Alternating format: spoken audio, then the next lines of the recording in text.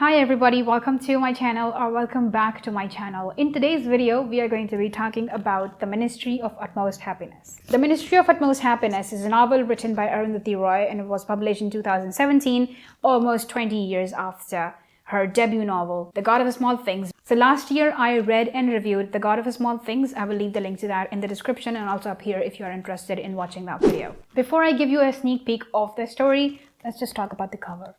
It's beautiful. I have talked about this in my previous video. It's minimalistic and it's so pretty. Like, it's eye-pleasing. You know what I mean? And the inside of it, like the pages, the quality of the pages is super good. They're so smooth and thick and just...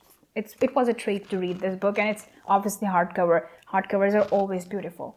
Now, let's talk about what the story is about. The story takes place at two places, Delhi, or rather Old Delhi, and Kashmir. It's about two people. One is a transgender named Anjum or Asif, and another is someone who is working for the government of India. The story is basically about the misfits of the society, the people who are discriminated and just like are ignored in the society, or rather made fun of in the society. So it's a pretty intense novel. Now let's move on to what I think about the book. The one thing that I really like about the novel is the fact that it talks about the recent past of India. The recent past in the sense that it talks about the things that we have either seen or heard about when we were little or as we grew older. So it's just easy to understand, because oftentimes it happens that when we are reading historical fiction, it's quite unnatural and at the same time quite hard for us to imagine and understand what is written in the book, because we are unable to connect with the story, because we are unable to connect with the history. But in this scenario, it's different because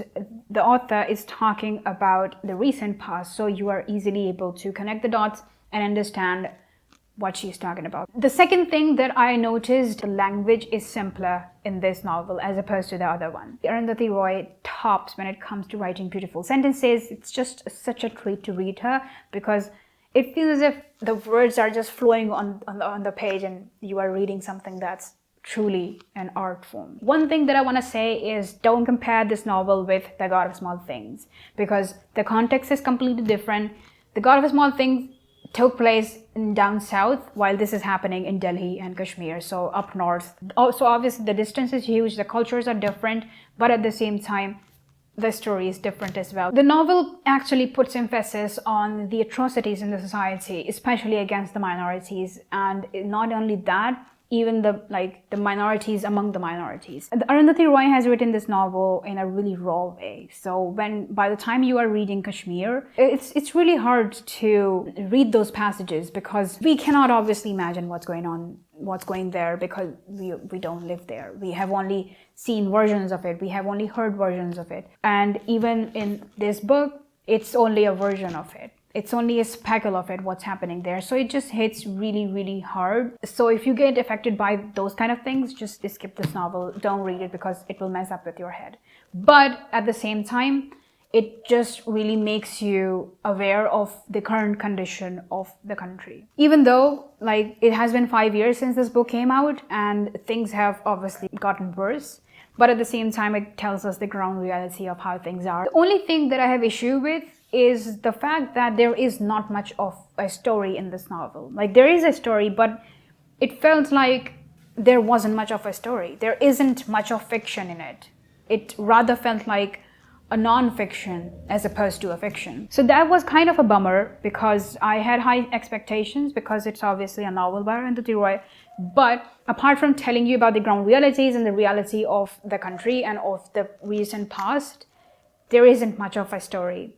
There is a story, and the story of Anjum, or the transgender person that the novel opens up with, is really interesting. It's about the life of those people and how they sort of find their own sense of relief and happiness and peace. But the rest of the story, or the middle portion of the novel, is not really much of a story. First of all, it's not really interesting. Second of all, there is not much of a story, rather there are just facts. And also, towards the end of the novel, I really loved how she has sort of combined all the discriminated people and the people who want to seek justice and who were discriminated in one way or another at one place. So it felt like they had their own group. It gave the vibe of communal harmony, and that was such a treat to read, because it wasn't about Hindu and Muslim, it wasn't about minorities and majorities. It was just about existing and trying to find solace in the fact that, okay, we are discriminated, something has gone wrong with us, or someone has done something wrong with us, so let's just combine our forces together and try to find happiness.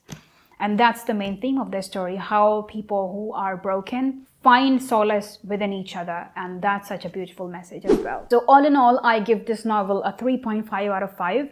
If you have read the novel, do let me know your thoughts in the comments below, and I would absolutely love to read them. So that's it for the review. I really hope that you liked it. If you did, make sure to give it a thumbs up. If you want to watch the review of The God of Small Things, you can click right here, and I will see you guys really soon, inshallah. Till then, take care. God bless you. Assalamu alaikum. Bye.